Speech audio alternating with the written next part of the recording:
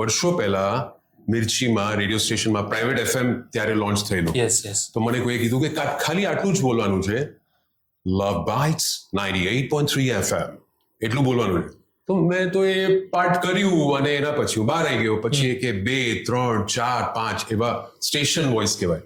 Okay તો station voice 10 second ના હોય, 5 સેકન્ડ ના હોય, એ કરીને તમે ગયા. તો મને તો ખ્યાલ હતું જ નહીં કે આ બી એક ઇન્ડસ્ટ્રી હોઈ શકે. તમે કીધું ને કે તમને ખ્યાલ નહોતું કે voice over can be an industry. So I did not know. અને મારી અલગ ઇવેન્ટ મેનેજમેન્ટ કંપની હતી. તો મારું બ્રેડ એન્ડ બટર જે કહેવાય કે ગુજી રોટી ત્યાંથી આવતી હતી. બરાબર તો મારા ફ્રેન્ડે કીધું કે યાર આ લોકો તમને પે નથી કરતા. ના, પે કેમ કરે, મારી વોઇસ આવે છે ને રેડિયો પર. કે ના, પેમેન્ટ હોય દરેક સ્ટેશન વોઇસ. તો બહુ ફ્રેન્કલી કહું તો મને ખ્યાલ જ નહોતું કે આમાં પેમેન્ટ બી હોઈ શકે, આ કરિયર બી હોઈ શકે, આ પ્રોફેશન હોઈ શકે. જર્ની સ્ટાર્ટની એવી હતી. ઓકે. એક વિક્રમ બજાજ જ્યારે નાના હતા ત્યારે એવું કોઈ પ્લાનિંગ હતું કે મોટા થઈને આ લેવલના આર્ટિસ્ટ? વાહ, ક્યાં વાત હે. બિલકુલ બી નહીં. આઈ વિશ એવું હોય. નાના હતા તો સિમ્પલ ગોલ્સ હતા. લોકોની જેમ હું રમતો હતો.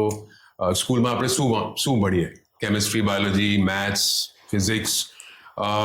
વોઇસ ઓવર ઇન્ડસ્ટ્રીમાં આવવાનું કોઈ પ્લાન તો કોઈ તમને કહે નહીં કે તમે આ કરો તો આમાં આવી શકો.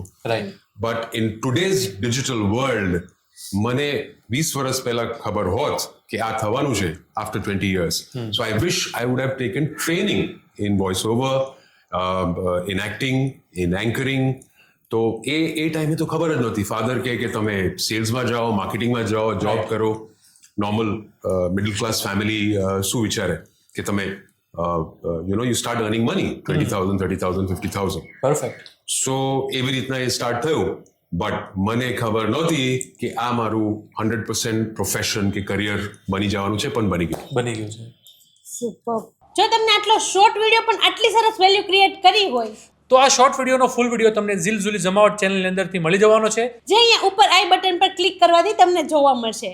સો મળીએ એક નવા પોડકાસ્ટ, નવા ગેસ્ટ, નવી ક્લિપ સાથે. ત્યાં સુધી મહાદેવ મહાદેવ.